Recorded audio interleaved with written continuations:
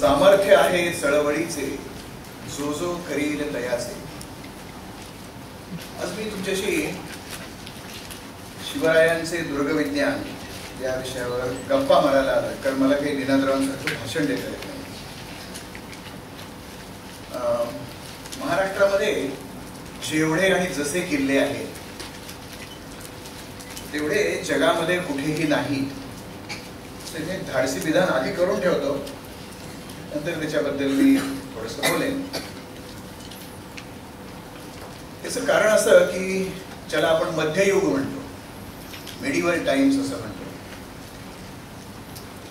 त्या काळामध्ये जगभर सगळीकडे तिथल्या तिथल्या राजसत्तांनी किल्ले बांधलेले आहेत. अर्थात ते आपल्यासारखे किल्ले नाही आहेत, हा भाग निनादरावांनी सांगितला मला. असे किल्ले आपल्याला अमेरिकेमध्ये बघायला मिळतात, आफ्रिका खंडात बघायला मिळतात. अमेरिका याचा अर्थ अमेरिकन कॉन्टिनेंट, अमेरिका हे खंड आशियामध्ये आहे, युरोपमध्ये आहे. पण महाराष्ट्र हा एकच भूभाग असा आहे की ज्या ठिकाणी एकच देशीय सत्तांनी किल्ले बांधायला सुरुवात केली ती साधारणपणे सातवाहन काळामध्ये. आणि सातवाहन याचा अर्थ इसवी सन पूर्व 220 ते इसवी सनानंतर 223 अशी जवळजवळ 425 वर्ष सातवाहनांचं राज्य या पश्चिम हिंदुस्थानावर होतं. तेव्हापासून महाराष्ट्रामध्ये किल्ले बांधणीला सुरुवात झाली. सातवाहन आहेत, राष्ट्रकूट आहेत, चालुक्य आहेत, वाकाटक आहेत, कदंब आहेत, यादव आहेत, शिवाजी महाराज आहेत, पेशव्यांच्या काळात आहेत. पेशव्यांच्या काळानंतरच देखील काही किल्ले बांधले गेलेले आहेत. 1780च्या सुमाराला महाराष्ट्रातला शेवटचा किल्ला बांधला गेला. आपण पुण्याहून सासवडला जायला लागलो की दिवे घाट ओलांडला की डाव्या बाजूला सोनोरी नावाचं गाव आहे, थोडं आत आहे. भिवराव पानशांचं ते गाव. भिवराव पानसे हे मराठ्यांच्या तोफखान्याचे प्रमुख. तर त्यांनी हा किल्ला बांधला. हा महाराष्ट्रात बांधला गेलेला शेवटचा किल्ला. म्हणजे इसवी सन पूर्व काळापासून ते अगदी 18व्या शतकापर्यंत, 18व्या शतकाच्या अखेरीपर्यंत महाराष्ट्रामध्ये किल्ले बांधले गेले. जगामध्ये सगळीकडे असेच किल्ले बांधले गेलेले आहेत. मग महाराष्ट्राचं वेगळेपण काय आहे? तर महाराष्ट्रामध्ये परदेशातल्या, परखंडातल्या मंडळींनी येऊन किल्ले बांधले. अगदी सोपं उदाहरण घ्यायचं झालं तर आफ्रिकन लोकांनी येऊन महाराष्ट्रामध्ये किल्ले बांधले. त्याला आपण जंजिरा मुरुड, मगाशी फार सुंदर आपण त्याचा प्रकाश चित्र बघितलं. तर तो जंजिरा म्हणजे मुरुडचा जंजिरा, जजिरे पेरू हा किल्ला, किंवा खांदेरी उंदेरीतला उंदेरी हा किल्ला, हे आफ्रिकेतल्या ॲबिसिनिया ज्याला आपण म्हणतो, ॲबिसिनिया, सोमालिया, इरिट्रिया असे, इथिओपिया असे जो भाग आहे, त्या आफ्रिकेच्या पूर्व किनाऱ्यावरच्या लोकांनी येऊन तिथे किल्ले बांधले. महाराष्ट्रामध्ये अनेक परकीय सत्ता होत्या. त्याच्यामध्ये दिल्लीची मोगलाई होती, बहमनी होते. बहमनींच्या 5 तुकडे झाल्यानंतर बरीदशाही होती, इमादशाही होती, निजामशाही होती, आदिलशाही होती. या लोकांनी देखील महाराष्ट्रामध्ये येऊन किल्ले बांधले. त्यांच्या पदरीचे अनेक सरदार होते. ही मंडळी सगळी काही हिंदुस्थानातली नव्हती. मध्य आशिया ज्याला आपण म्हणतो, उझबेकिस्तान, तारकरिस्तान, किर्गिस्तान या भागातली काही मंडळी त्यांच्या पदरी नोकरीला आली आणि त्यांनी महाराष्ट्रामध्ये किल्ले बांधले. औरंगजेबाचा जो दूत भाऊ होता त्याचं नाव बहादूर खान कोकलताश. त्यांनी पुण्याजवळचं जे दौंड आहे, ते दौंडच्या पलीकडे ते पेडगावचे शहाणे हा सिनेमा झाला, ते पेडगाव, संभाजीराजांचे डोळे जिथे काढले गेले ते, तो बहादूरगड हा या बहादूर खान कोकलताशने बांधलेला आहे. आपलं स्मारक जिवंतपणे करण्याची पद्धत तेव्हापासूनची आहे. स्वतःच नाव त्या किल्ल्याला त्यांनी दिलं. युरोपमधल्या काही सत्तांनी येऊन महाराष्ट्रामध्ये किल्ले बांधले. मुंबईचा जो फोर्ट आहे, त्याचे आजही काही त्याचा थोडासा भाग अवशिष्ट आपल्याला बघायला मिळतो, तो ब्रिटिशांनी बांधलेला किल्ला आहे. पोर्तुगीजांनी महाराष्ट्रामध्ये किल्ले बांधले. आता गेल्याच आठवड्यामध्ये मी दमण ते घोडबंदर एक 14-15 किल्ले पाहायला आलो होतो. तर हे यातले बहुतेक किल्ले हे पोर्तुगीजांनी बांधलेले आहेत. आज जरी गोवा महाराष्ट्राचा भाग नसला तरी गोव्यामधले असंख्य किल्ले हे पोर्तुगीजांनी बांधलेले. आग्वादचा किल्ला आहे, रेश मागुश आहे, काशपर्दियस आहे, अनेक किल्ले.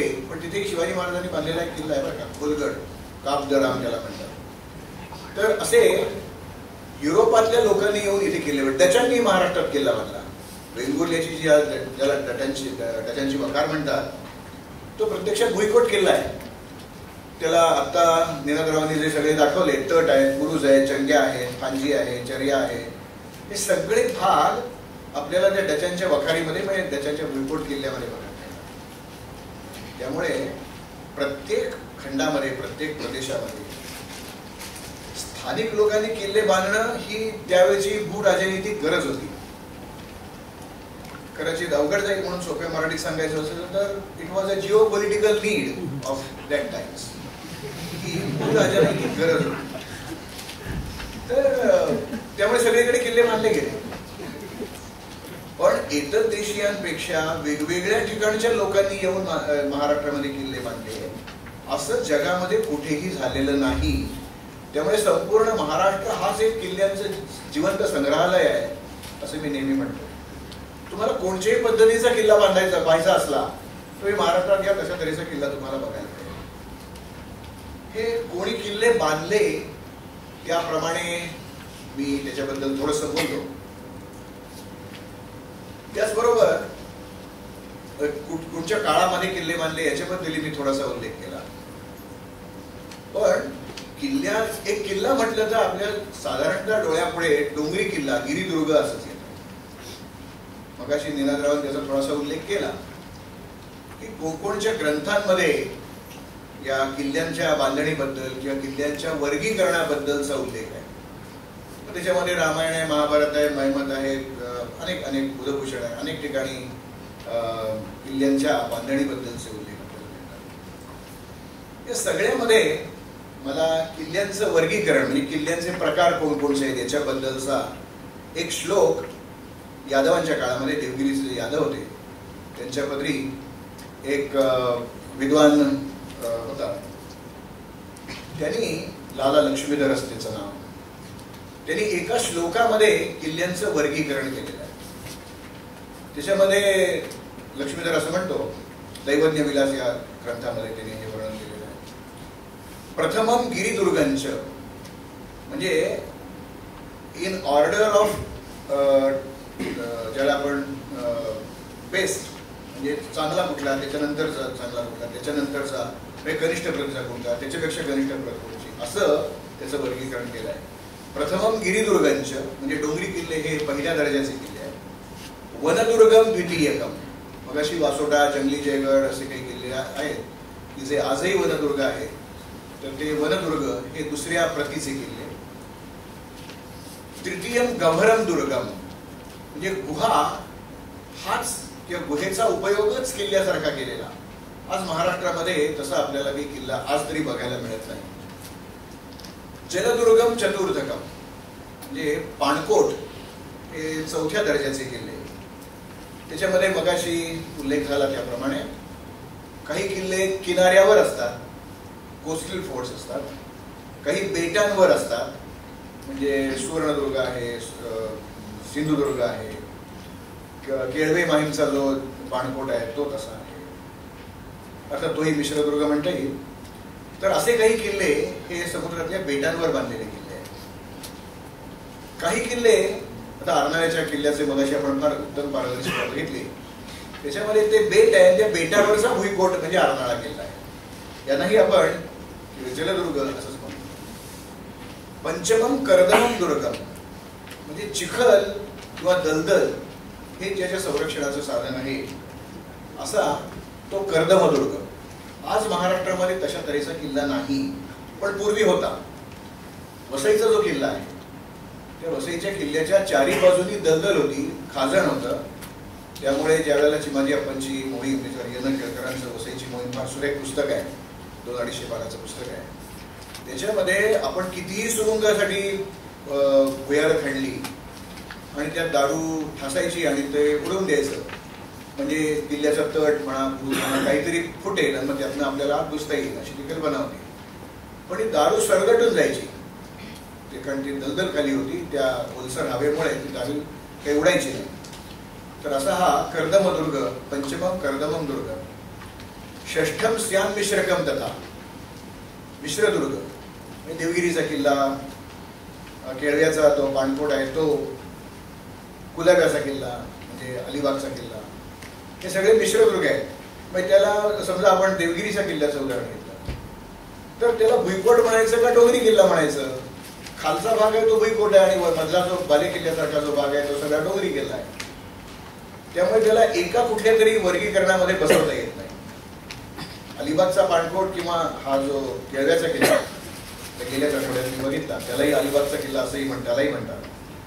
तर ओटीच्या वेळेस चालत जाता येतं आणि भरतीच्या वेळेस ते होडी सुद्धा नेता येत नाही, त्याला मिश्रदुर्ग म्हणायला पाहिजे. पंचमम कर्दमम दुर्गम, षष्ठम स्यान मिश्रकम तुका, सप्तमम ग्रामदुर्गम स्यान, म्हणजे गावकुसू संबंध गावच्या गाव त्या कोटाच्या आतमध्ये बसलेला आहे अशा तऱ्हेचं तो ग्रामदुर्ग.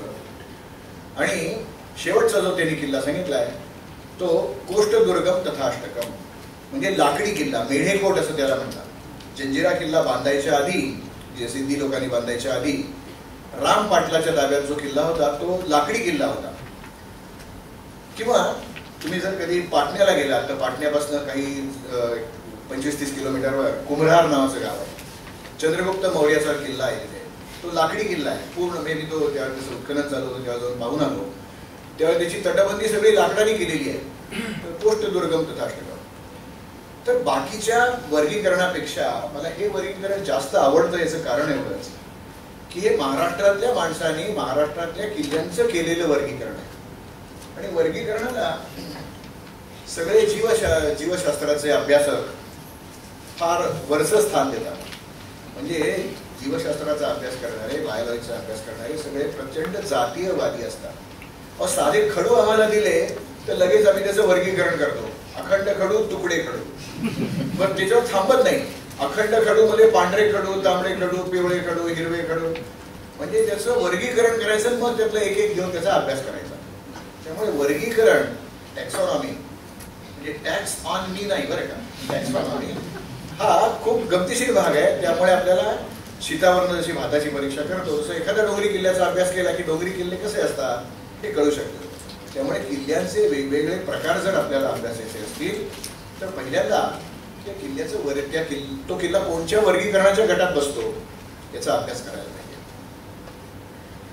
खरं तर मला जे काही थोडंफार सांगायचं होतं त्यातले काही चित्र आपण आधीच बघितले, त्यामुळे माझं सांगणं थोडंसं जास्त सोपं होणार आहे. या किल्ल्यांच्या बाबतीत समजा आपण महाराष्ट्राचा नकाशा तुमच्या डोळ्यापुढे आणला, म्हणजे तुम्ही नकाशा बघताय, या इथे असा तो महाराष्ट्राचा नकाशा आहे. इकडे सिंधू सागर म्हणजे अरबी समुद्र आहे, मग कोकण आहे, मग सह्याद्री आहे, आणि मग पश्चिम महाराष्ट्र किंवा देश ज्याला आपण म्हणतो तो भाग आहे. त्याच्यामध्ये आपण जलदुर्गांचा जरा जास्त जवळून विचार करूया. त्याची कारणं दोन. एकतर मी कोकणातला, त्यामुळे कोकणावर माझं जास्त प्रेम आहे. दुसरी गोष्ट, ज्या भागात मी आलोय तोही कोकणचाच भाग आहे. एकेकाळी मुंबई हे कोकणचाच भाग समजला जात होता. तर कोकणापासून आपण सुरुवात करू. वेळ उरला तर आपण काही गिरिदुर्गांचं थोडंसं बोलू. नंतर वेळ उरणारच नाही याची मला खात्री आहे, आणि त्यामुळे भुईकोटांबद्दल आत्ता तरी काही मी बोलणार नाही. मी जे आज विषय मांडायचा ठरवला आहे तो शिवरायांचे दुर्गविज्ञान असा आहे. त्यामुळे शिवाजी महाराजांनी त्यांच्या ताब्यात जे काही हजरतीस 360 किल्ले आहेत असं जे वर्णन आहे, त्या 360 पैकी काही सगळे किल्ले त्यांनी बांधलेले नाही.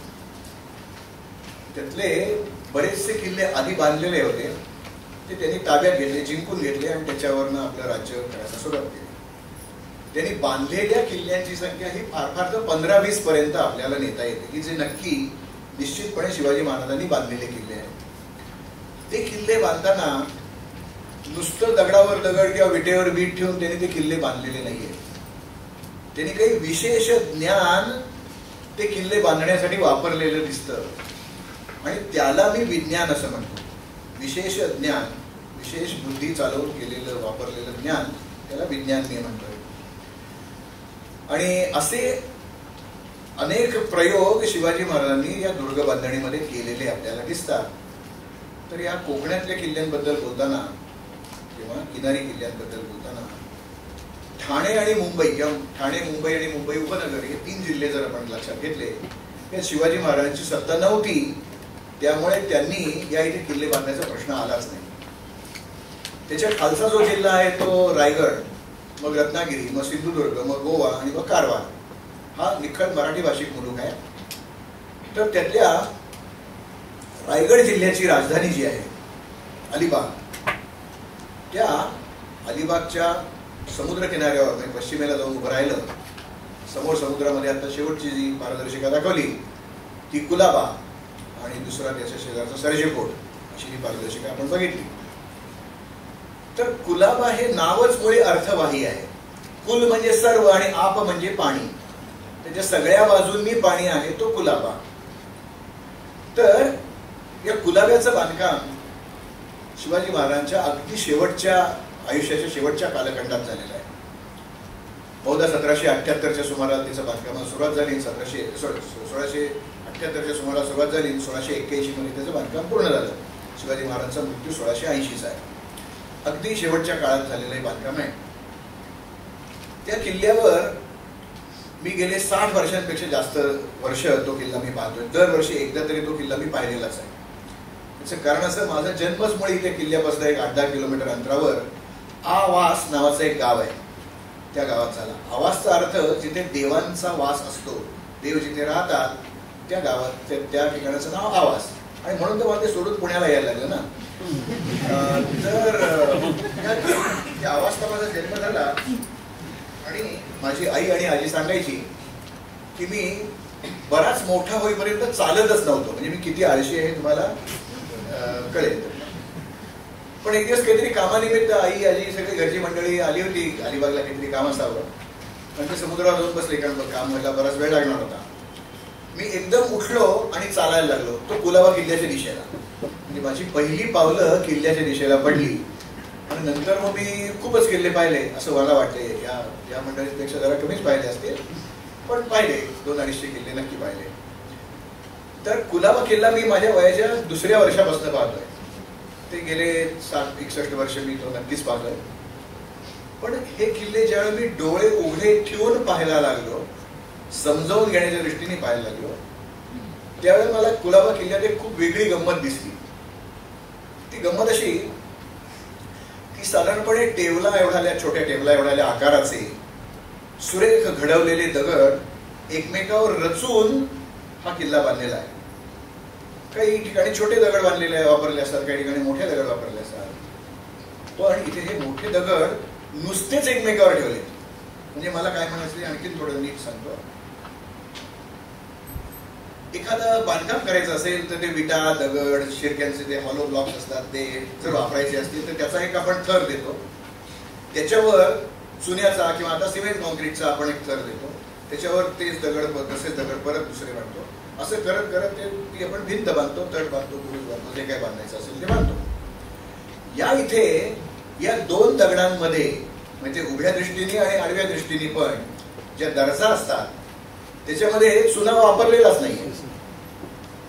असं का झालं असावं याचा मी विचार करायला. त्याला आपण रीडिंग बिटवीन द लाईन्स असं म्हणतो, तसं मी त्याचा विचार करायला लागलो. आणि मग मला असं उगाचच वाटलं की शिवाजी महाराजांना कदाचित असं वाटलं असेल की आपल्यापेक्षा मोठ्या भूभागाचा, महाराष्ट्राचा एखादा स्वामी इथे असा निर्माण होईल की जो या महाराष्ट्रामध्ये सिमेंटची टंचाई निर्माण करेल.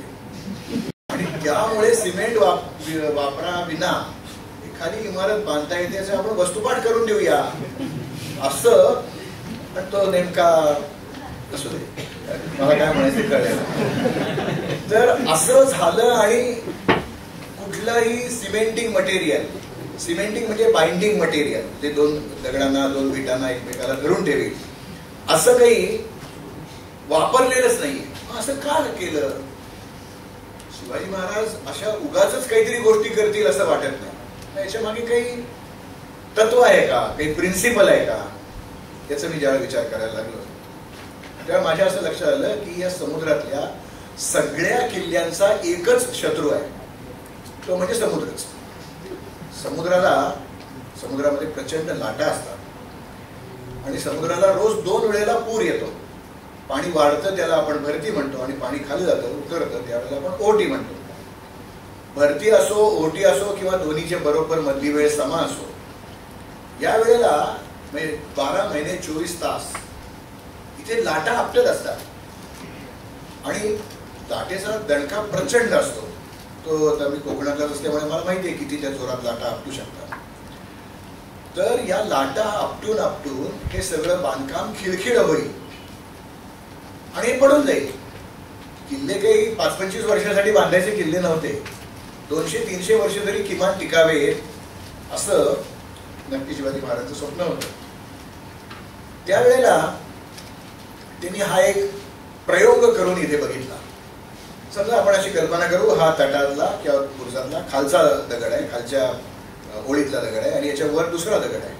या दोघांच्या मध्ये जी दर्जा आहे त्याच्यामध्ये चुना होता, सिमेंट नव्हतं त्यावेळेला, चुना वापरलेला नाहीये. तर असं का झालेलं असावं?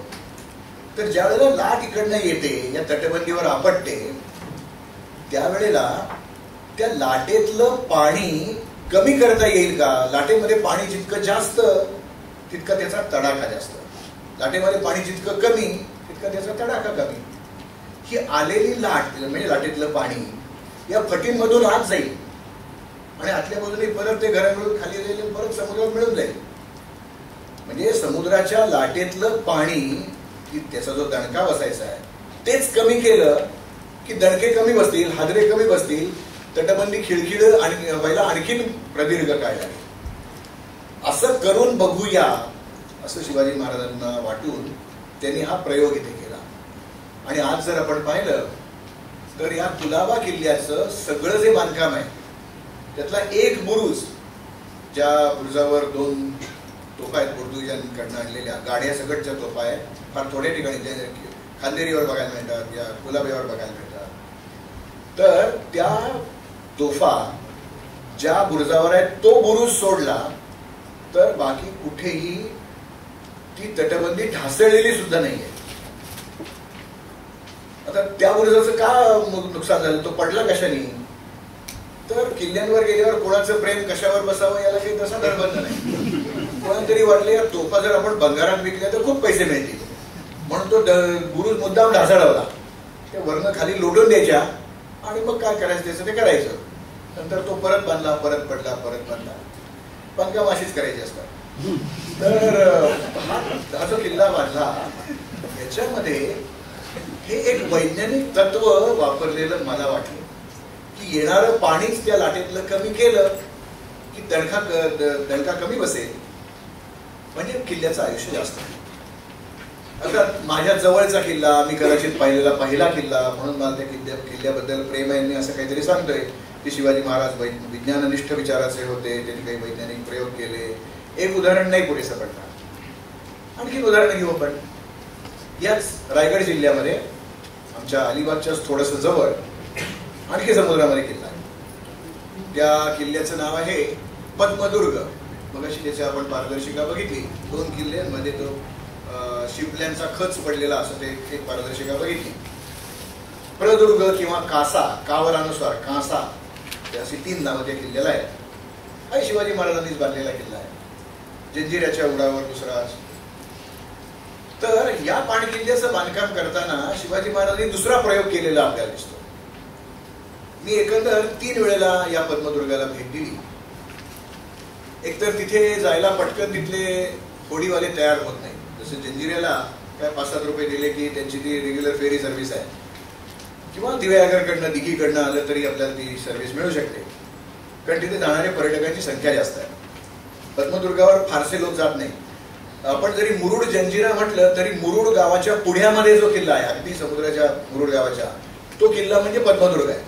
आणि दंडाराजपुरीच्या समोर जो आहे तो जंजिरा, राजपुरीच्या खाडीमध्ये जो किल्ला आहे तो जंजिरा.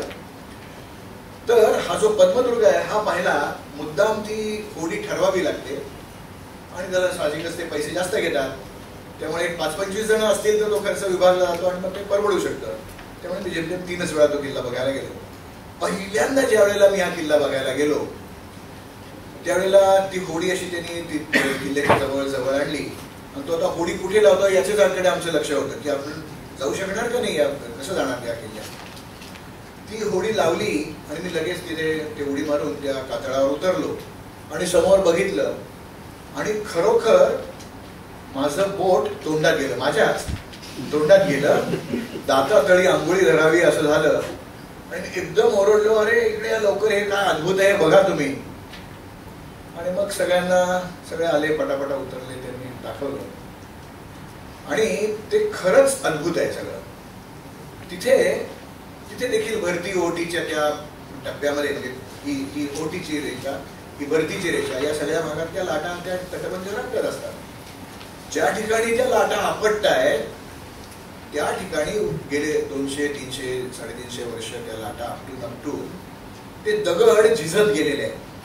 किती झिजत गेले तर जवळजवळ 5 ते 7 सेंटीमीटर म्हणजे 2-2.5 इंच ते असे दगड आज झिजले गेलेले आहेत. पण 2 दगडांच्या मध्ये वापरलेला जो चुना आहे तो अजून ओळंब्यात जसा आहे तसाच आहे. म्हणजे चुना शिल्लक, वरचा दगड झिजला, खालचा दगड झिजला, कडेचे दगड झिजले, जो दर्जा भरलेले आहे त्या जशाच्या तशा आहेत. म्हणजे दगडापेक्षा भक्कम दर्जाचा चुना करण्याचं तंत्रज्ञान, मराठीत सांगायचं तर टेक्नॉलॉजी, ही त्यावेळेला अवगत असली पाहिजे. एके ठिकाणी महाराज चुनाच वापरत नाही, दुसऱ्या ठिकाणी चुना इतक्या उच्च दर्जाचा वापरतात की जो दगडापेक्षाही जास्त टिकाऊ, दगडापेक्षाही जास्त कठीण असा चुना त्या ठिकाणी वापरलेला आपल्याला दिसतो. म्हणजे मला तर नेहमी असं वाटतं की शिवाजी महाराज जर राजे झाले नसते तर काय काय होऊ शकले असते, तर ते उत्कृष्ट सेल्समन नक्की होऊ शकले असते. या महाराष्ट्रामध्ये स्वराज्याची कल्पना अगदी गावागावापर्यंत विकण्याचं काम त्यांनी 300-350 वर्षापूर्वी केलं की हे राज्य व्हावे, ही तो श्रींची इच्छा. म्हणजे एक कल्पना त्यांनी किती लोकांना विकली. मग त्यात सुतार आहेत, गवंडी आहेत, पाथरवट आहेत, चांभार आहेत, ब्राह्मण आहेत, मराठा आहेत, सगळ्या लोकांना ती कल्पना विकणं आणि ती प्रत्यक्षात आणणं म्हणजे ते नक्की उत्कृष्ट सेल्समन झाले असते. समजा सेल्समन नसते झाले तर ते शास्त्रज्ञ झाले असते. कारण हा जो विजेचा दिवा आहे ना, हा दिवा करायला एडिसनला 800 प्रयोग करावे लागले. म्हणजे अगदी बरोबर 851 त्याचा प्रयोग सक्सेसफुल झाला आणि तो विजेचा दिवा निर्माण झाला असं नाही, पण बरेच काही 100 प्रयोग केल्यानंतर त्याला तो चांगला दिवा तयार करता आला, जो टिकाऊ दिवा तयार होता, जो अनेक वर्ष पुढे वापरला गेला असा तो दिवा होता, त्या प्रकारचा दिवा होता. तसं शिवाजी महाराजांनी प्रत्येक दुर्ग बांधणीमध्ये एक एक वैज्ञानिक प्रयोग केला. एका ठिकाणी चुनाच वापरायचा नाही, दुसऱ्या ठिकाणी चुना वापरायचा, इतका भक्कम की तो मगाही सांगितलं तसं. तर असे वेगवेगळे प्रयोग करत ते गेलेले दिसतात. कदाचित शिवाजी महाराजांना अधिक आयुष्य मिळालं असतं, कारण त्यांचा जन्म 30 सालचा, मृत्यू 80 सालचा. 50 वर्षाची पहिली 10-15 वर्ष सोडून द्यायची. मग अशी विनोदरावांनी सांगितलं की 1645च्या सुमाराला हा तोरणा किल्ला जिंकला आणि 1647 साली ते राजगडावर राहायला गेले. 1647 ते 1672 अशी जवळजवळ 25 वर्ष ते राजगडावर राहिले. तर या एका व्यक्तीने दुर्ग बांधणी जी जी केली त्याच्यामध्ये हे सगळे प्रयोग केले. त्यांना जर अधिक आयुष्य मिळालं असतं तर त्यांनी असा एखादा बुलंद किल्ला बांधला असता की जो जगामध्ये कधीच कोणालाच जिंकून घेता आला नसता. राजगड तसे आहेत, पण हे प्रयोग करून ते काळाच्या कसोटीवर घासून किती त्यातलं यश मिळतंय हे बघून नंतर कदाचित तो उत्कृष्ट किल्ला, त्याला शिवदुर्ग आपण म्हणू शकू, तो कल्पनेतला किल्ला आहे माझ्या, पण असं काही त्यांनी केलं असतं. आणखी एक किल्ला त्याचा आपण विचार करू, खांदेरी. तर खांदेरी किल्ला हा शिवाजी महाराजांच्या नाविक लढाईतला एक अत्यंत उच्च दर्जाची लढाई त्यांनी तिथे केली आहे. आणि ती ब्रिटिशांच्या म्हणजे मुंबईला जो गव्हर्नर होता जेरॉल्ड अँजियस त्याच्याबरोबर या लढाया झालेल्या आहेत.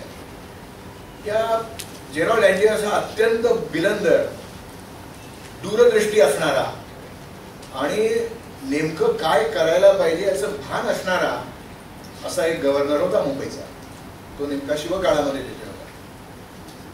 या अँजियर्सनी ज्यावेळेला शिवाजी महाराजांनी खांदेरीवर किल्ला बांधायचं ठरवलं तेव्हा त्यांच्या ज्या काही पहिल्या हालचाली झाल्या त्यात त्यांनी काही सैनिक, काही पाथरवट, गवंडी, लोहार, चांभार, सुतार असे तिथे नेऊन पोचले आणि किल्ला बांधायला सुरुवात केली. इथे जर शिवाजी महाराजांनी किल्ला बांधला तर त्याचा मुंबईला काय धोका आहे हे अँजियर्सनी अगदी नीट ओळखलं होतं. कारण शिवाजी महाराजांचे त्यांचं राज्य जो जेव्हा अपरांतामध्ये आलं, कोकणामध्ये आलं, तेव्हा त्यांना 2 नवीन शत्रू मिळाले. एक म्हणजे मुंबईचे इंग्लिश किंवा ब्रिटिश आणि दक्षिणेमध्ये दक्षिण कोकणाच्या भागामध्ये जंजिरा, म्हणजे अगदी तळकोकण म्हणत नाही आहे मी, त्या रायगडच्या म्हणतोय मी, रायगड जिल्ह्याच्या बाबतीत म्हणतोय, दक्षिण भागामधला हा जंजिरा, सिद्धी आणि मुंबईचे इंग्लिश. तर या सिद्धीचं वर्णन शिवाजी महाराजांनी फार छान शब्दामध्ये केलेलं दिसतं. ते असं म्हणतात, घरात जैसा उंदीर तैसा राज्यात सिद्धी आहे.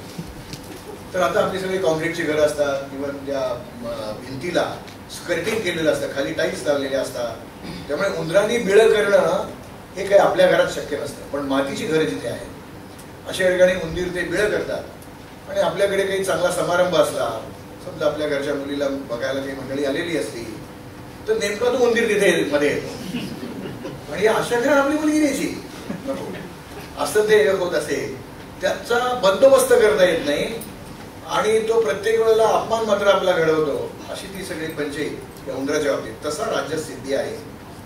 सिद्धीवर ज्या ज्या वेळेला हल्ली करायचा प्रयत्न केला त्या सिद्धीला पूर्ण नामशेष नाही करता आलं. शिवाजी महाराजांना जंजिरा आणि शिवनेरी ही त्यांच्या काळजामध्ये असलेली 2 दुःख होती. त्यांना दोन्ही किल्ले कधीच जिंकून घेता आले नाही.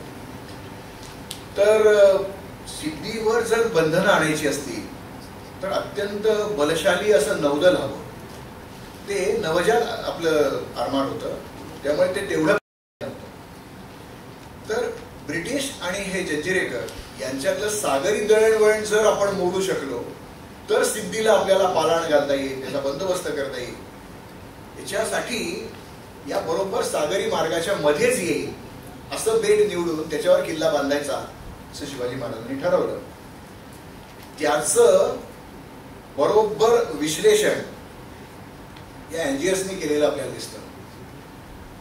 तो असं म्हणतो, द फोर्ट, ते लोक ज्या वेळेला इथे राज्य विस्तार करत होते त्यावेळेला ते काय आणि नंतर औरंगजेब काय यांनी देखील त्या ठिकाणांची नावं बदलून टाकायची. पहिल्यांदा नावं बदलली की आत्मीयता संपते आणि असे नामांतराचे अनेक कार्यक्रम महाराष्ट्रामध्ये राबवले गेले बरं का. पहिला कार्यक्रम शिवाजी महाराजांनीच राबवला. या बऱ्याच किल्ल्यांची त्यांनी नावं बदलली. कोंढाण्याचं नाव सिंहगड केलं, रायरीचं नाव रायगड केलं, मुरुंबदेवाच्या डोंगराला त्यांनी राजगड नाव दिलं. त्यानंतर दुसरी नामांतराची जी लाट आली ती औरंगजेबाच्या रूपाने. औरंगजेबाने सगळ्या ठिकाणांची नावं बदलली. पुण्याचं मुय्याबाद झालं, नाशिकचं गुलशनाबाद झालं, चाकणचं इस्लामाबाद झालं, रायगडचं इस्लामगड झालं, राजगडचं नबी शहादुर्ग झालं. अशी मगाशी खेळण्याचा म्हणजे विशाळगडचा उल्लेख झाला, ते विशाळगडचं नाव शक्करलाना झालं. शक्कर आधी काही माहित नाही पण नावं बदलली. ब्रिटिशांनी पण काही नाव बदलली. या सिंधुदुर्गाचं नाव फोर्ट ऑगस्टस केलं. हिम्मतगड म्हणजे वाणकोटचा किल्ला त्याचं नाव त्यांनी बदललं. असे अनेक, फोर्ट व्हिक्टोरिया नाव केलं. अशी अनेक नावं बदलायचे काम झालं. तर ब्रिटिशांनी या खांदेरी उंदेरीला कधीही खांदेरी उंदेरी म्हटलं नाही, ते हेनेरी केनेरी म्हणायचे.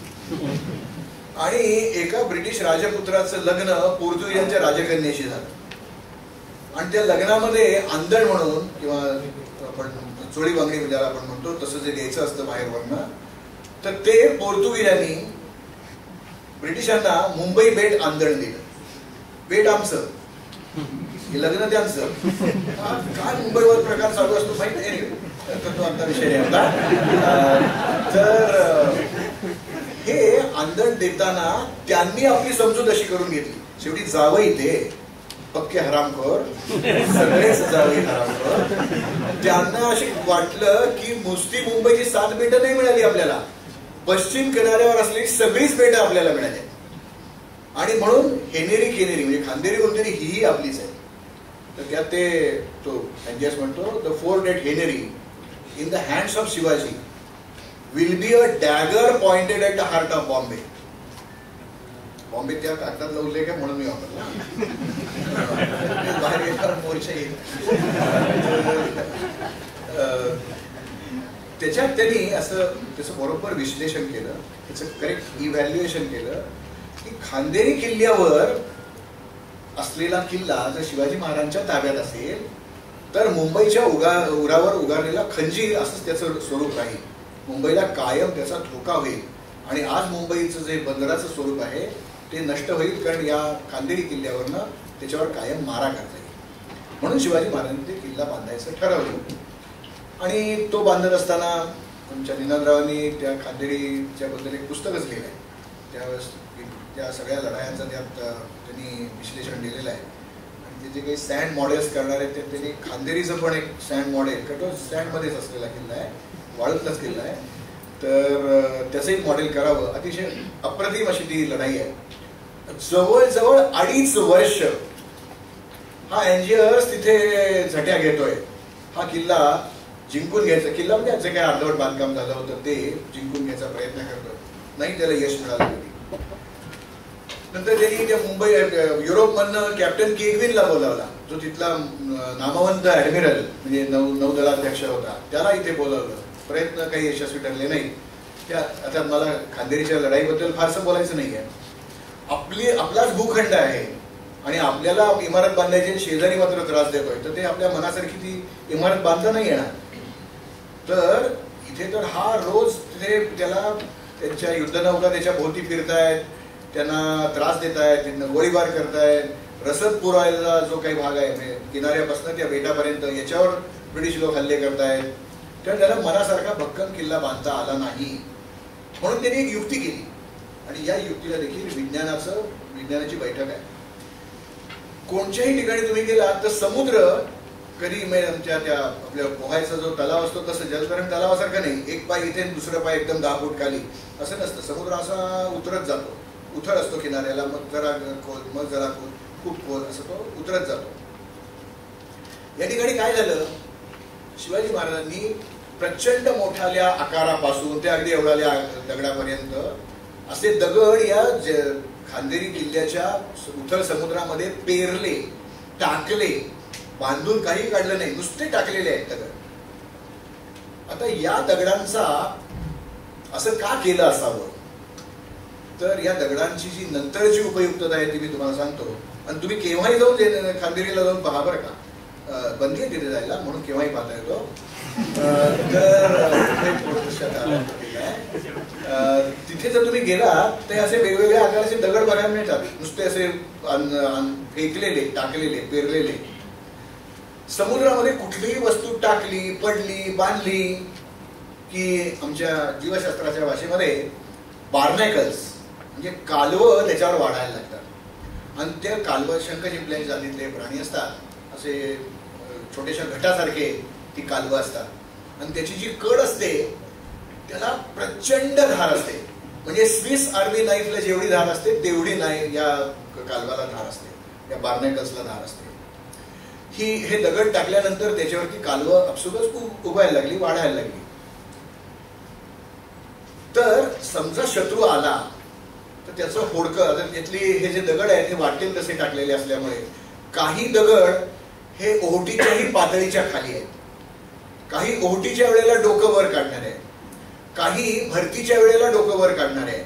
म्हणजे असे वेगवेगळ्या पातळीवर असणारे हे दगड आहेत आणि लहान मोठ्या कोणत्याही आकाराचे, त्याला काही असं कुठलं एक विशिष्ट परिमाण असं काही नाही आहे. त्याच्यावर ही बार्नेकल्स वाढलेली आहेत. आता एखादा शत्रू सैनिक जो होडकं घेऊन आला आणि त्या खडकांवर आपण उतरायचं, तिथनं एखादी शिडी लावायची आणि खांदेरीच्या त्या तटावर चढायचं, आत उतरायचं आणि मग जी काय लढाई करायची ती करायची, किल्ला ताब्यात घ्यायचा, असा त्याचा साधारणपणे प्लॅन असू शकतो. तर मुळामध्ये हे अंतर असं ठेवलेलं आहे की जर शिडी लावली तर ती एक शिडी पुरणार नाही, ती तटाच्या अशी मध्येच कुठेतरी येईल, त्याचा काही उपयोग नाही. ती वरपर्यंत जायला हवी असेल तर एकाला एक कदाचित 2 शिड्या किंवा खूप मोठी शिडी, लांब शिडी त्याच्यासाठी वापरावी लागेल. आणि जितकी शिडी लांब तितका त्याला झोळ जास्त, ती अशी सरळ तिरकी राहणार नाही, त्याला झोळ जास्त, त्याच्यावरून चढून जाऊन त्या किल्ल्यावर चढणं अशक्य. पण त्यासाठी आपल्याला त्या खडकांवर वावरावं लागेल. आणि मगाशी मी सांगितलं त्याप्रमाणे त्या बारण्याकलची कड, कालबांची कड अत्यंत धारदार असते. पूर्वी आपल्याकडे काकडीची कोशिंबीर करायची असली की ते आई किंवा आजी अशी काकडी चोचवायचे, अगदी बारीक बारीक बारीक त्याला असे खंड पडायचे. आता ते अंजनी किचन वेअरमुळे ते काही तर तसा त्या खडकावरनं चालताना आपला पाय चोचावला जाईल. मग ठीक आहे ना, पायात पादत्राणं घालून जायचं. पण दुर्दैवाने त्यावेळेला CSC BSC बाटा मंडळी नव्हती, त्यामुळे पावसाळी पादत्राणं पाण्यामध्ये खराब होणार नाहीत अशी पादत्राणं द्यावी.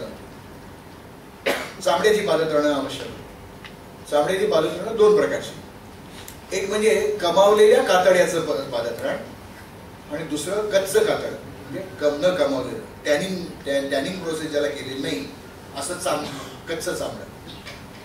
तर कमावलेलं जे कातड आहे ते खारट पाण्यात भिजवलं तर फारसा त्याच्यावर परिणाम होत नाही, पण त्याची किंमत प्रचंड असते.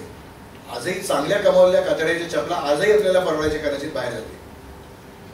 मग कच्च्या चामड्याच्या जर आपण त्या चपला वापरल्या, पादत्राणं वापरली तर आपण ते पापड आणतो, ते ससा पापड काय लिज्जत पापड काय जे असतील ते ज्या वेळेला आणतो तेव्हा सपाट असतात आणि ते भाजल्यानंतर असे वेडेवाकडे होतात.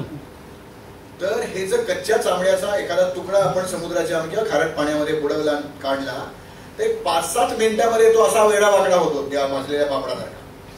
मग असं पादत्राण पायामध्ये घातलं तर त्या खडकावरनं जाये करणं अवघड आहे. तर कुठेतरी ते घट्ट बसेल, कुठेतरी ते इतकं सैल होईल की ते पादत्राण पायातच खाली पडेल. म्हणजे पादत्राणं घालून त्याच्यावर चालता येत नाही. त्यानंतर अनवाणी पायाने ते चालता येत नाही. म्हणजे तिथे उतरणं आणि या किल्ल्याला काही शह द्यायचा प्रयत्न करणं हे अशक्य. त्या शिडीचं मी मागे सांगितलं तेही अवघड आहे. मग छोटं होडकं ज्याला आपण स्कल म्हणतो, म्हणजे एकच माणूस बसण्याची लांबट होडी असते ती समजा, किंवा पण जरा रुंद अशी ती होडी घेतली आणि त्यातनं यायचं ठरवलं तर भरती असो किंवा ओटी असो, या समुद्राच्या पाण्याखाली जे खडक असतील हे टाकलेले ते कशाला घासतील हे आपल्याला सांगता येत नाही. आणि ते त्या कालवांच्या सगट आणि त्या किनारी खडकांना धार असते, त्या होडक्याला ते घासले. बरं, समुद्राचं पाणी काही संत नसतं, ते सारखं डुचमळत असतं. त्या लाटांवर ती डुचमळणारी होडी त्या खडकाला नक्की घासली जाईल. कदाचित ती अडकूनही बसेल, कारण ते खडी कशा आहेत कोणाला माहिती नाही आहे, कारण ते दिसत नाहीत पाण्याखाली असल्यामुळे. त्यामुळे होडीने येता येत नाही. एखाद्याने पोहून यायचं ठरवलं तर पोहताना नेहमी आपला जो नाजूक भाग आहे हा पाण्याच्या बाजूला असतो आणि पाठ आपली नेहमी वर असते.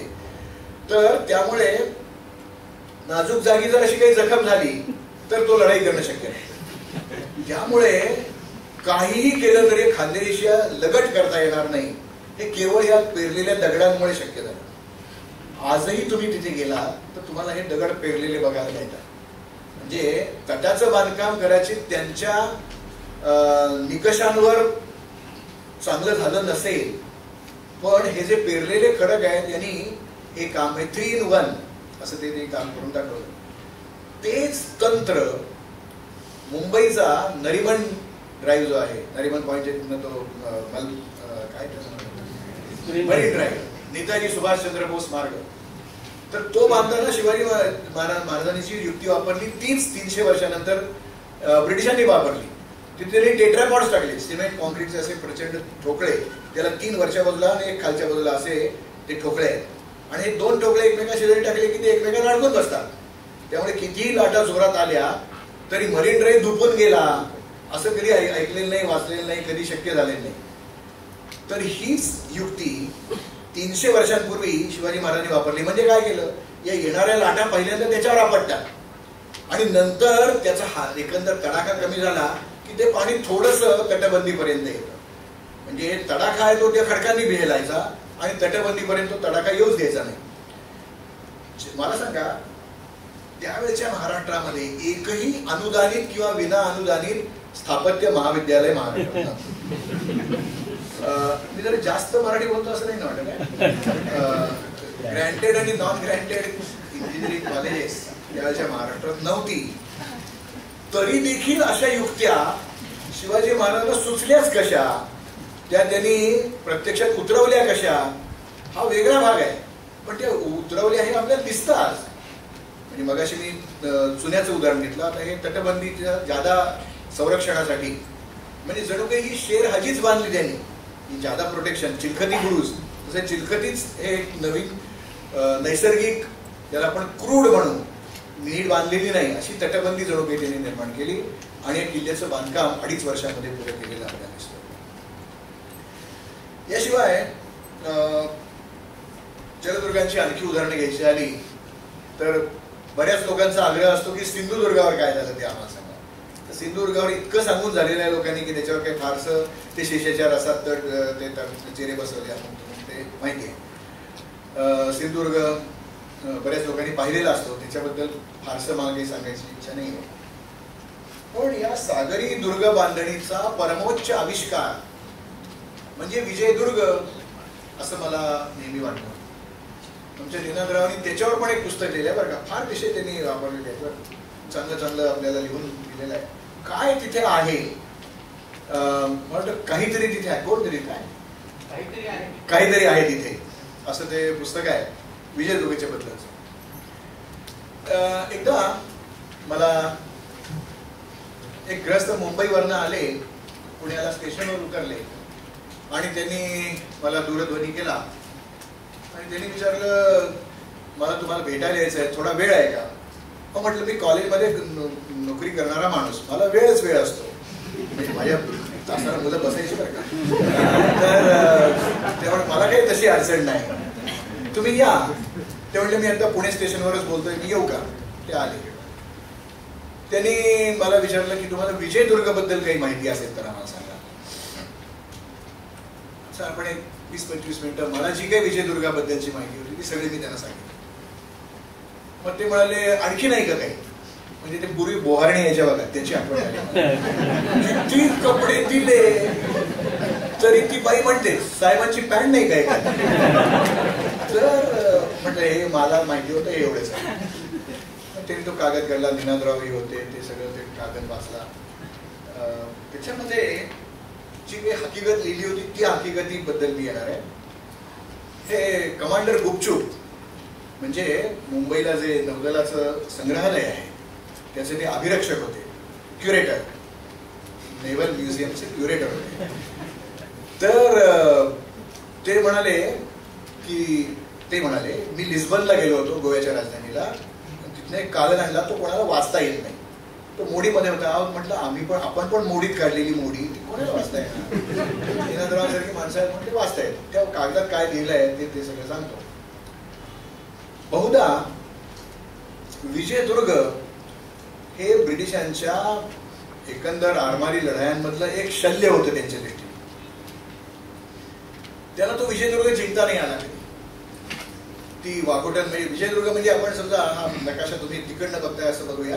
हा रत्नागिरी जिल्हा इथे संपला, मग वाघोटन खाडी आहे आणि मग सिंधुदुर्ग जिल्हा सुरू होतो. तर त्याचा जो वायव्य कोपरा आहे, वायव्य म्हणजे आग्नेय नैऋत्य वायव्य, तर त्या वायव्य कोपरा जो आहे म्हणजे नॉर्थ वेस्ट, तो जो कोपरा आहे तो कोपरा म्हणजे विजयदुर्ग.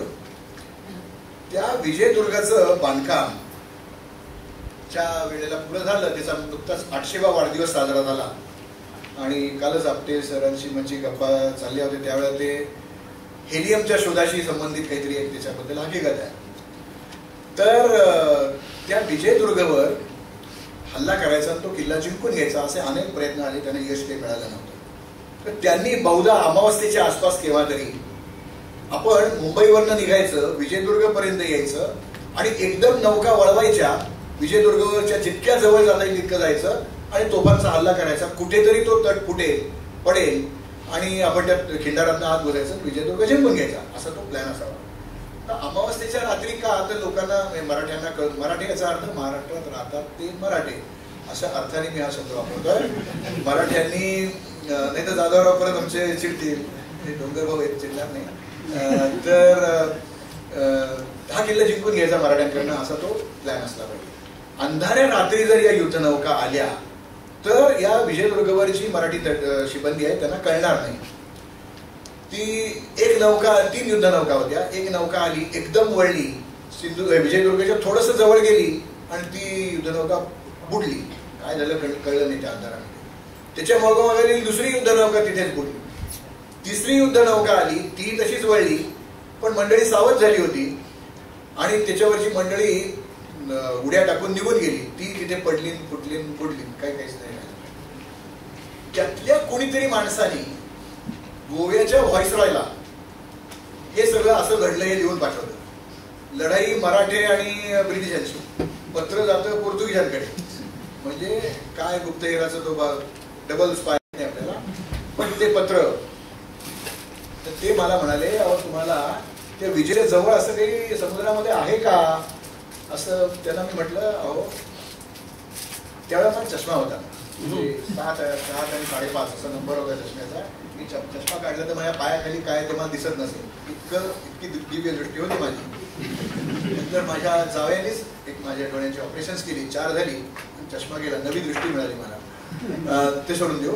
तर त्यामुळे म्हटलं, अहो ज्यावेळेला मी पोहायला उतरतो, मी बऱ्यापैकी पोहतो, तेव्हा मी ज्यावेळेला चष्मा काढून उतरतो तेव्हा मला खाली काय ते दिसत नाही, त्यामुळे मी तुम्हाला सांगू नाही शकणार. आता काय करायचं. तर मग त्यांना म्हटलं, तुम्ही असं करा, जे आपल्याला काही येत नाही ना त्या सल्ला द्यावा, फुकट देता येतो. ऐकतात ना, ऐकतात हा भाग वेगळा. तर त्याला म्हटलं, तुम्ही असं करा, तुम्ही जा अमेरिकेला. तिथे ते त्यावेळेला हे 15-20 वर्षापूर्वीची गोष्ट, 15-1 वर्षापूर्वीची, स्कुबा डायव्हिंग नावाचं एक प्रकरण असतं. पाठीवर तो सिलेंडर लावायचा, मुखवटा लावायचा, तर तो प्राणवायू करतो आणि मग किती तास समुद्राखाली आपल्याला वावरता येतं. तुम्ही तिकडे जा, ते शिका आणि पाण्याखाली फोटोग्राफी करता येईल असे कॅमेरे पण तिकडे मिळतात, ते पण घेऊन या आणि बघा मग तिथे काय तुम्हाला दिसतंय ते. आणि चक्क कॉलेज प्राध्यापकाचा त्यांनी सल्ला ऐकला. हो, ते गेले, ते तिकडे गेले, ते सगळं तंत्र शिकले, कॅमेरे आणले, परत फोन, परत तेच.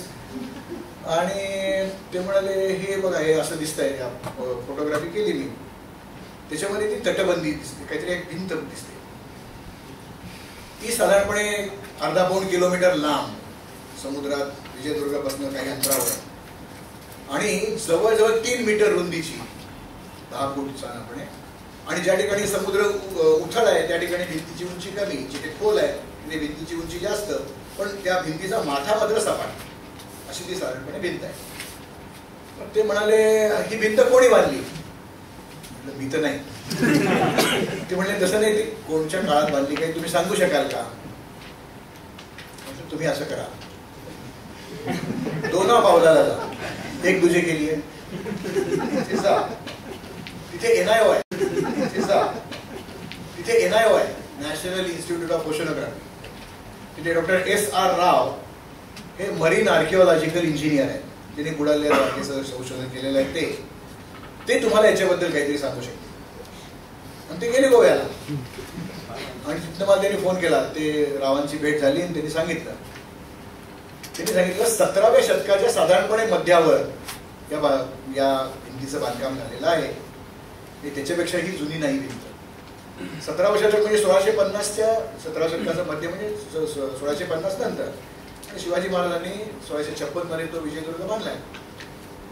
तर मी जे त्यांना सांगितलं होतं त्यात विजयदुर्गला एक तटबंदी म्हणजे एक असा तो तटबंदीचा भाग, त्याच्या बाहेर आपण कांदा कापल्यावर जसं एखादे गोल वर्तुळ दिसतात तसं तो विजयदुर्गचा बांधकाम आहे. पहिलं सर्कल, मग दुसरं आणि मग त्याच्या बाहेरचं तिसरं, अशी तिहेरी तटबंदी आहे असं मी त्यांना सांगितलं होतं. मग आता ही आम्हाला 4थी तटबंदी मिळाली. परत मगाच त्यावेळेला इतकं आपलं अभियांत्रिकी ज्ञान प्रगत नसल्यामुळे समुद्राच्या तळाशी एवढं प्रचंड मोठं बांधकाम करणं, आज देखील आपल्याला समुद्रामध्ये अशी जर काही मोठी बांधकामं करायची असतील तर परदेशी मदत आपण घेतो, परदेशी तंत्रज्ञांचा सल्ला घेतो. त्यामुळे अशा तऱ्हेचं बांधकाम 300 वर्षांपूर्वी समुद्राच्या तळाशी करणं हाच एक मोठा अद्वितीय असा भाग आहे. आणि तो किल्ल्याच्या रक्षणासाठी आता याच्यात हे असं बऱ्याच व्याख्यानामध्ये सांगतो. आणि मग मला हे सगळं सांगून झाल्यावर लोक विचारतात, मग ते होड्या फुटल्या कशा, युद्धनौका फुटल्या कशा. तर मराठ्यांची जी जहाजं होती त्यांचा तळ जर आपण उभा सेक्शन घेतला म्हणजे व्हर्टिकल सेक्शन घेतला तर तो असा उथळ असायचा.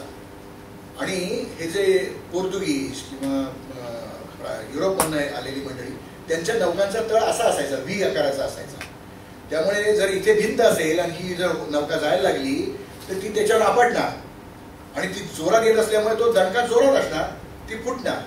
पण मराठ्यांची जहाजं मात्र त्याच्यावर सरळ जागी करू शकत होती. त्यामुळे खाली असं काही बांधकाम आहे याची शंका सुद्धा कोणाला कधी आली नाही. त्यामुळे आपल्याला सोयीचं, पण परदेशी लोकांना जे आपले शत्रू आहेत त्यांना ते नक्कीच अडचणीचं ठरेल अशा तऱ्हेचं बांधकाम समुद्रामध्ये त्यावेळेला करणं हा शिवाजी महाराजांच्या जलदुर्ग बांधणीचा परमोच्च आविष्कार आहे असं मला नेहमी वाटतं. आणि मी याला देखील वैज्ञानिक प्रयोग म्हणतो. हे विज्ञानावरच आधारित हे बांधकाम केलं गेलेलं आहे. त्याची ती अगदी पातळ भिंत नाही बांधली, एका विटेची भिंत नाही आहे ती, 10 फूट रुंदीची, 3 मीटर रुंदीची ती भिंत आहे. म्हणजे किती जाडीची ती भिंत बांधायला पाहिजे याचा काहीतरी विचार केलेला असणार ना. हे विशेष ज्ञान वापरूनच केलेलं हे तंत्रज्ञान आहे. तर आतापर्यंत जे मी काही तुम्हाला 3-4 गोष्टी सांगितल्या या सगळ्या वैज्ञानिक आहेत असं माझी समजूत झाली आहे. तुमची समजूत झाली असली तर वय म्हणा, नाही तर सोडून द्या. आता नेमकं माझ्या घड्याळ नाही आहे, मला तुम्ही वेळ झाली की मला सांगा. आमच्या तासाला कसं घंटा वाजते, इथे काही घंटा वाजणार नाही. 10 मिनिटं आहे. आता आपण थोडस डोंगरी किल्ल्यांवर येऊ. तर डोंगरी किल्ल्यांमध्ये गिरिदुर्ग ज्याला आपण म्हणतो, हिल फोर्ट्स ज्याला आपण म्हणतो, त्याच्यावर देखील शिवाजी महाराजांनी केलेले अद्भुत प्रयोग. म्हणजे किल्ले पाहायला जायचं ते हे शिवविज्ञान आपण समजावून घेण्यासाठी जायचं असं मी नेहमी समजतो. समजा हा डोंगरी किल्ला आहे आणि या डोंगरी किल्ल्यावर यायला मला या ठिकाणी दरवाजा पाहिजे, तर या ठिकाणी यायला वाट कुठल्या कुठं असू शकेल? सरळ वाट इथपर्यंत येऊ शकेल, या बाजूनी वाट येऊ शकेल, या बाजूनी वाट येऊ शकेल, कोणत्याही बाजूनी वाट त्या किल्ल्यावर येऊ शकेल. त्या दारा शिवाजी महाराजांनी बांधलेल्या सगळ्याच किल्ल्यांवर नेहमी वाट इकडनं आहे. म्हणजे हा डोंगर उजव्या हाताला राहील अशीच ती त्या दारापर्यंत येणारी वाट आहे. मी ज्यावेळेला शाळेमध्ये होतो ना, मला शिक्षक चांगले होते. माझे विद्यार्थी काय म्हणतात मला माहित नाही. तर 5वीचा वर्ग, मी 4थीतून 5वीत म्हणजे पहिल्याच वर्षी गेलो. तर ते मला एक यशम लेले, यशवंतराव लेले नावाचे फार सुरेख शिक्षक, मला सगळेच शिक्षक चांगले मिळाले. तर त्यांनी ते आमचे वर्गाचे वर्ग शिक्षक, क्लास टीचर, त्यांनी सांगितलं पहिल्याच तासाला की तुम्हाला ज्या वेळेला क ची बाराखडी उत्तम येईल तेव्हा तुम्हाला काही अवघड राहणार नाही. त्यावेळेला मी बावळट होतोच. माझे मित्रही तसेच होते. दुसऱ्या दिवशी ती घडीची पाटी असायची, ते 4 फेसेस मिळायचे, क का की की कु कु कम कहा पर्यंत 4 पाट्या भर सगळ्यांनी आम्ही आपल्या पाट्या दप्तरात घालून त्या आणल्या यशवंतरावांच्या तासाला दाखवल्या. म्हणजे हे काय केलं म्हटलं, काल नाही का म्हणले तुम्ही, आता गणिताची कायम भीती आहे मला. आम्हाला याचा अर्थ मी आदरार्थी बहुवचन नाही हा, बरेच म्हणून. तर ते म्हटलं काल तुम्ही सांगितलं तेच आहे की. ते म्हणले हे नाही की कची बाराखडी, का, कधी, कसं, कशाला, कशावरून हे प्रश्न तुम्हाला पडतील आणि त्यांचा उलगडा तुम्ही घेऊन करून घ्यायचा प्रयत्न करा. लांबायसाठी टाळ्या आहे. तर मग लक्षात आलं की असं काही वेगळं दिसलं की आपण त्याला का प्रश्न विचारायचा. तर हे असं का, इकडनंच वाट का, तुम्ही कुठलंही, तुम्ही बहुतेकांनी प्रतापगड पाहिला असेल असं मला वाटतं. आपण त्या गाडी तळावर आपल्या गाड्या ठेवतो आणि त्या प्रतापगडाच्या दाराकडे यायला लागतो. आपल्या उजव्या हाताला तटबंदी दिसते. काही लोक चुकून त्या बुरुजाला अफजल बुरुज म्हणतात, अफजलचे काही संबंध नाही त्याचा. तर ते उजव्या बाजूला तटबंदी दिसते आणि खालना ती वाट अशी जाते, दारापर्यंत जायचंय. त्यावेळेच्या युद्धासाठी ते सैनिक, मग ते शत्रूचे असो नाही तर आपले मराठी सैनिक असो, ढाल आणि तलवार हीच शस्त्र ते वापरत होते, हीच आयुध त्यांच्याकडे असायची. आणि तुम्ही कुठच्याही संग्रहालयाचा ती ढाली इथे लावलेली असतात, तिथे ती ढाल मागच्या बाजूने पहा, त्या अशा तोंड फेसिंग अवर साईड असे ते लावले असतात. त्याची मागची बाजू बघा, कुठल्याही ढालीला मूठ नसते. त्या एका संग्रहालयात नसतील, दुसऱ्या संग्रहालयात नसतील, कुठल्याच संग्रहालयात ढालीला मूठच नाही. मग इन लॉट या सगळ्या मुठी काही कोणी घेतल्या का काय काढून? तसं नाही, त्या ढालीला कधी मूठ नसतेच. हे आपलं स्टेजवर ऐतिहासिक नाटकामध्ये दाखवतात की असं गोल तव्यासारखं आणि त्याला मागच्या बाजूला मूठ, ती हातात धरायची. मग हर हर महादेव काय जय भवानी जय काय म्हणायचं असेल ते करत जायचं. ढाल अशी वापरायचीच नसते. तुम्ही 1 नोव्हेंबरला संध्याकाळी मराठी बातम्या बघा कोणत्याही वर्षी, ते बेळगावमध्ये कर्नाटकातले सैन्य ते पोलीस जे काही करतात त्यांच्या ढाली ट्रान्सपरंट असतात. म्हणजे तितपी ट्रान्सपरन्सी आहे बरं का त्यांच्याकडे. त्या ढाली ॲक्रिलिकच्या असतात. त्या ढालीत असा हात ठेवलेला असतो. समजा ही ढाल असेल तर असा तो हात ठेवलेला असतो. इथे गुळखी असतात आणि त्यातनं चांबड्याची वाली इथे बांधून टाकायची असते. ढाल अशी बांधायची असते, अशी तव्यासारखी धरायची नसते, इथे बांधायची असते. आणि मग तो काय ते तलवारीने करायचं ते करायचं. ढाल ही आलेले हल्ले अडवण्यासाठी आणि तलवार ही हल्ला करण्यासाठी. आणि बहुतेक थोडे क्लिंटन सोडायचे पण उजव्याच हाताने वापर करणारे असतात ना. तर ज्यावेळेला हा माणूस इकडनं इथे दरवाजापर्यंत येणार आहे तेव्हा त्याच्या, आपण प्रतापगडचं डोळ्या पुढे आणा, आपण इकडनं येतोय खालनं येतोय, तर ही सगळी तटबंदी आहे. या तटबंदीवरनं मराठी मंडळी ते शत्रूला नामोहरम करायचा प्रयत्न करणार आहे. महाराष्ट्रात दगडांना तोटा नाही, मी खऱ्या दगडांबद्दल बोलतो. तटबंदीवर असलेली मंडळी खालनं येणाऱ्या शत्रूवर कधी कधी धनुष्याला लावलेले बाण, कधी कधी ते ठासणीच्या बंदुकातल्या गोळ्या, कधी भाले आणि प्रचंड वेळेला बहुसंख्य वेळेला छोटे छोटे टेनिसच्या आकाराचे दगड, टेनिसच्या बॉलच्या आकाराचे दगड वरनं खाली टाकायचे. तर 40-50 फुटावरून जर सणसणत दगड आला आणि तो आपल्याला लागला तर किती नाजूक अशी किती गुदगुल्या होतील ना. तर तसं या येणाऱ्या माणसाला ते दगड अडवायचे जातात. आणि ही मंडळी बरीच आहे आणि अंतरही बरंच आहे. त्या दुधाच्या टोकापासून महादरवाजापर्यंतचं अंतर बऱ्यापैकी आहे. वरनं येणारे दगड जर त्यांनी त्या तलवारीने अडवायचे ठरवले तर मी लहानपणी एकदा ते पतंग करायचा आणि होममेड, ते बांबू आणला आणि ते वेळीवर हे सगळं केलं आणि दुसऱ्या दिवशी आईला काकडी चोचवायची होती. ती म्हणली हे काय? मी म्हटलं काही नाही, मी ते पतंग केला ना काल. मग काय माझ्या पाठीचं दीर्घ झालं तर सोडून द्या. तर तशी धार जाईल त्याची, ती खांड पडतील त्या धारेला, तलवारीला. वरनं येणारा दगड जर मी अडवत बसलो त्या तलवारीने तर मी समजतोय आणि वरनं ही मंडळी दगड मारताय. मग मला दुसरा पर्याय काय, माझी ढाल जी आहे डाव्या अडवण्यासाठी ती मी इकडे करायची. आता मी असं चाललोय, मी असं ते पाय असं टाकत टाकत जर मी गेलो तर मला नाही वाटत 10 फूट मला सरळ जाता येईल. आणि ती परत धारेची तलवार ती कुठे रुतली बितली आपली जाते, हे काय खरं नाही.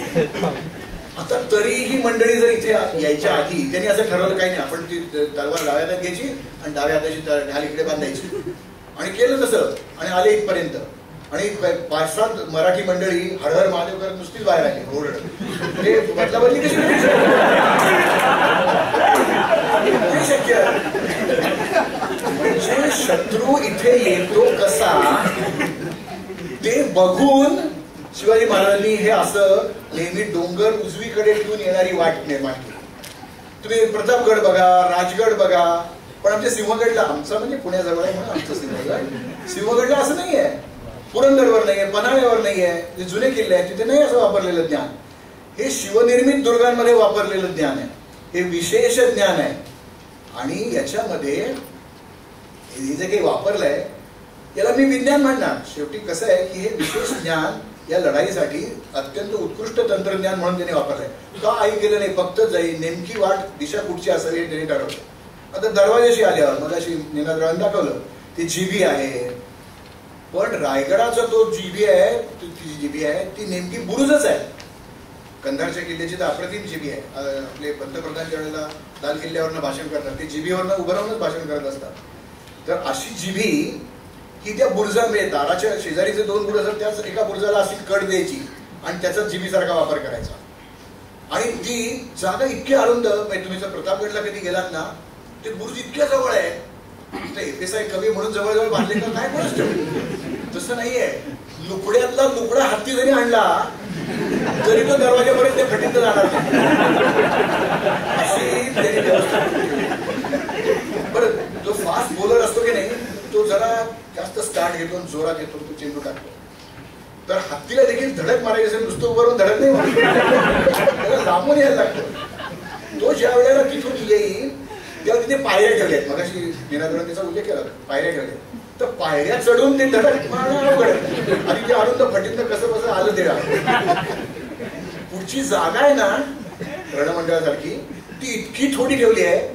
बरं, सगळ्या बाजून ते तिथनं वरनं हल्ला करणारच आहेत. दगड आहेत, ते ठासलेल्या बंदूक आहेत, जळते बोळे आहेत, उकळतं पाणी आहे, काय जे टाकायचं ते सगळं टाकता येईल तिथे.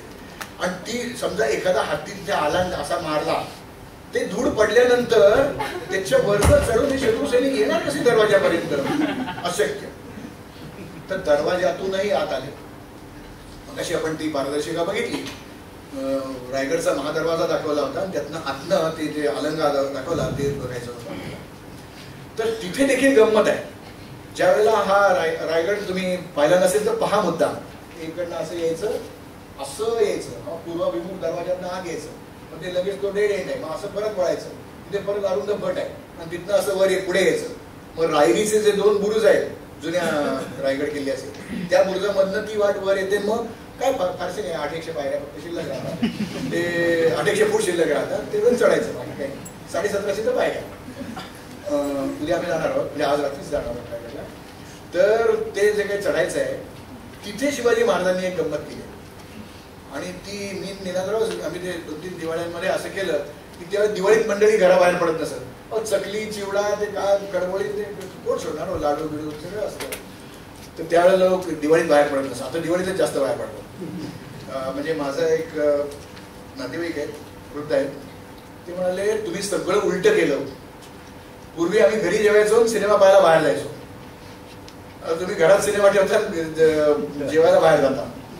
तसं आम्ही ते त्या उलट करत होतो की दिवाळीच्या सुट्टीतच जायचं, म्हणजे आमच्या भोवती कोणी माणसं जमायची नाही. ते एकदा आम्ही गेलो, असं ते दरवाजापर्यंत गेलो, म्हटलं निनादराव हे बघितलं का वर काहीतरी बांधकामासारखं दिसतंय, काय आहे ते? टकमक टोकावरनं विनेत्रीतनं बघितलं, बायनाक्युलरमधनं बघितलं की दिसतं काहीतरी. काही नाही, आम्ही त्या सॅक तिथे टाकल्या आणि माझ्या सॅकमध्ये काही पुस्तकं होती रायगडाबद्दलची, ती, आणि निनादरावांच्या सॅकमध्ये खायचं घ्यायचं नाही जे काय होतं ते सॅकमध्ये घेतलं. आम्ही असे ते वर चढून गेलो, 2 हात 2 पाय लावत कसे बसे आम्ही त्या अर्धा पाऊण तासात पोहोचलो वरपर्यंत. आणि तिथे या दालनाच्या अर्ध्या आकाराची प्रचंड मोठाली 3-4 टाकी आहेत, अर्धी खोदलेली ना अर्धी बांधलेली अशी ती टाकी आहे. तर मनात विचार असा आला की किल्ल्यावर टाकी कशासाठी? पाणी साठवण्यासाठी. पाणी कशासाठी? आंघोळीला आहे, कपडे धुवायला आहे, स्वयंपाकाला आहे, प्यायला पाणी लागतं, जनावरांना पाणी लागतं, बागेला पाणी घालायला लागतं, सगळ्यासाठी पाणी लागतं. मग त्या टाक्यांवर समजा एक बादलीभर आपण ते पाणी तिथे भरलं आणि खाली उतरत आलो, कारण वर जर चढायला शक्यच नाही, खालीच ते खाली आलं तर ते तपेलीवर सुद्धा पाणी त्यात शिल्लक राहत नाही. किती सोपी वाट आहे. मग अशा अवघड जागी ती टाकी खोदली कशाला, कशाला निर्माण केली तिथे टाकी? असं अप्रयोजक करणं काही योग्य नाही. मग एकदम मला आठवलं की ते औरसकरांचं जे पुस्तक आहे रायगडची जीवनकथा, 14वं संकीर्ण प्रकरण आहे, ते एका कागदाचा संदर्भ दिलाय. जसं 26 जुलैला मुंबईत तो एकदा पाऊस पडला होता खूप, तसं ते 1780 साली झालं होतं. प्रचंड पाऊस पडला. आधी कोकणमध्ये पाऊस जास्त, त्या दिवशी आणखीनच जास्त पडला, जुलै महिना होता. आणि त्यातलं एक टाकं आपलंच फुटलं. तो जो लोंढा खाली आला वर या टाक्यातनं, या दरवाजाचा जो लोंढा आला, तो काही नुसतं पाणी आलं नाही, तो सगळा मलबा घेऊन आला खाली. दगड, माती, काय ते झाडं झुडपं जे काय ते सगळं ते घेऊन खाली आला. आणि ते रायगडच्या दरवाजाचे पाणी जाण्यासाठी जे आउटलेट आहे तो सगळा तुंबला.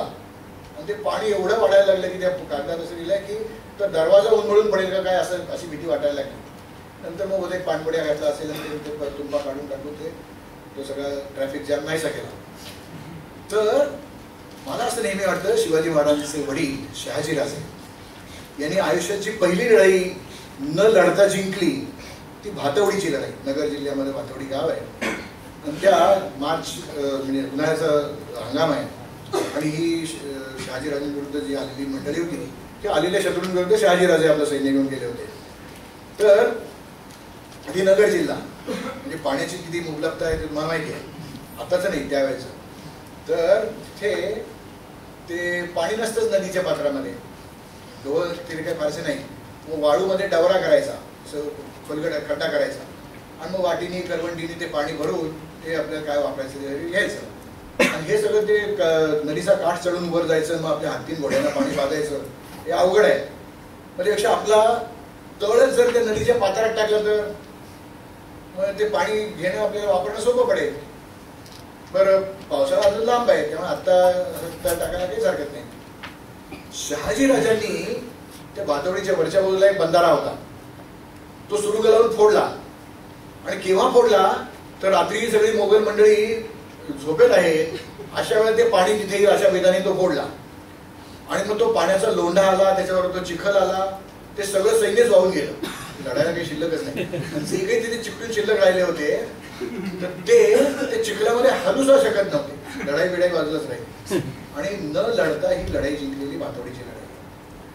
तर ही रायगडावर आपल्या वडिलांनी पहिली लढाई जशी केली तशी भातवडीचीच इथे ही सोय करून ठेवली. शत्रू जर चुकून आलाच त्या महादरवाजापर्यंत आला, महादरवाजाही पडला. त्याच्याबद्दल शिवशाहिराने एक छान वाक्य लिहिलंय, एक वेळ रावणाच्या हृदयामध्ये सीतेला प्रवेश मिळेल, सीतेच्या हृदयामध्ये रावणाला प्रवेश मिळेल, पण या दरवाज्यातून शत्रूचा पाय आत पडणं अशक्य, इतका जो भक्कम आहे.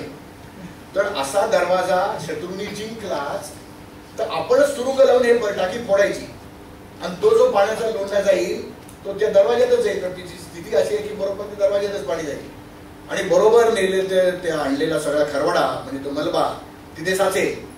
पण त्यावेळेला लोकांना काही माहित नाही की हे असं काहीतरी ट्रिक आहे वर, त्यामुळे गंबूट घालून येणार नाही मंडळी. त्यामुळे आधी ती लोंढ्याबरोबर वाहूनच झाली, खाली लगेच काढा. ती नाही वाहून गेली, ती तरी चिकटून राहिली. त्या चिखलामध्ये त्यांना जाय करणं अवघड. आणि न लढता हे शत्रू सैन्य गारद करून टाकायचं. आणि तरी जरी काही टिकाव धरला ते पुढचं आहे ना 800 फूट कसे बसे आपण दरवाज्यापर्यंत आलोय की गोमुखी तटबंदी हे सगळं करून बरं हे पाण्यात नाही वाचलो आपण.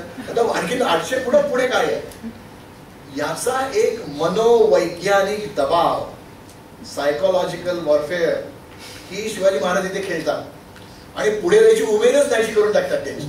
आतापर्यंत हे जे काही आपण अनुभवलं ते इतकं अवघड होतं, आता पुढे काय आहे म्हणून त्याची लढायची उमेदच नाहीशी करायची. हाही या शिवनिर्मित दुर्गातला एक भाग आहे.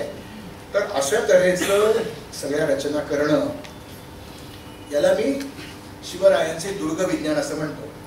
आणि याच्यावर मी एक छोटंसं पुस्तक लिहिलं, शिवरायांचे दुर्ग विज्ञान असंच ते पुस्तकाचं नाव आहे. पण ते दुर्दैवाने मी काल आमच्या प्रकाशकांकडे गेलो, ते म्हणले की अहो हे जरा पुस्तक संपत आलंय. संपतात माझी पुस्तकं, तर म्हणजे खपवायला मी आणलं नाही, फक्त दाखवायला आणलंय. कोणाला जर पाहायचं असेल तर माझ्याकडे एक प्रत शिल्लक होती, तर काही पानं जरा उलटी सुलटी लागली आहेत म्हणून मी कोणाला विकत देणार नाही ही. तर तुम्हाला जर बघायचं असलं तर हे जे काही मला शिवरायांचं दुर्ग विज्ञान म्हणायचं होतं, जे मी तुमच्याकडे मांडायचा थोडासा प्रयत्न केला, तर त्याच्यामुळे ते तुम्हाला या पुस्तकातनं कदाचित जरा आणखीन तपशिलाने वाचता येईल. खरं तर मुंबईसारख्या महानगरी भटकणारी असंख्य मंडळी असताना आणि आमचे तुकाराम दादांसारखे दुर्ग पंडित इथे असताना मी इथे येऊन बोलावं अशी खरंच परिस्थिती नाही. तरी देखील सगळा हॉल जसा तसा भरलेला आहे. तर याच्याबद्दल मला तुमचे आभार मानायचे. त्यासाठी एकच शब्द मी वापरणार आहे, ते म्हणजे धन्यवाद. म्हणजे तुमच्या पुढे येऊन मला बोलायची संधी मिळाली, तुम्ही ते ऐकून घेतलं, यामुळे मी धन्य झालो, यात वाद नाही.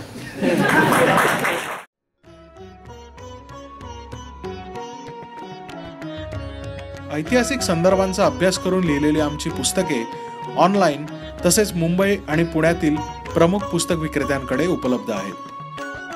आमच्या चॅनलला आपण सबस्क्राईब केलेले असल्यास चॅनलच्या नावाशेजारी असणाऱ्या बेल आयकॉनवरती टॅप करून नवीन येणाऱ्या व्हिडिओबद्दल त्वरित नोटिफिकेशन्स मिळवा. आमचा हा प्रयत्न आपल्याला कसा वाटला आम्हाला कमेंट्समधून जरूर कळवा. ही माहिती अधिकाधिक लोकांपर्यंत पोहोचण्याकरता व्हिडिओ लाईक आणि शेअर करा. मराठा इतिहासावर माहितीपूर्वक आमचे इतर व्हिडिओ पाहण्याकरता आमचे चॅनल नक्की सबस्क्राईब करा.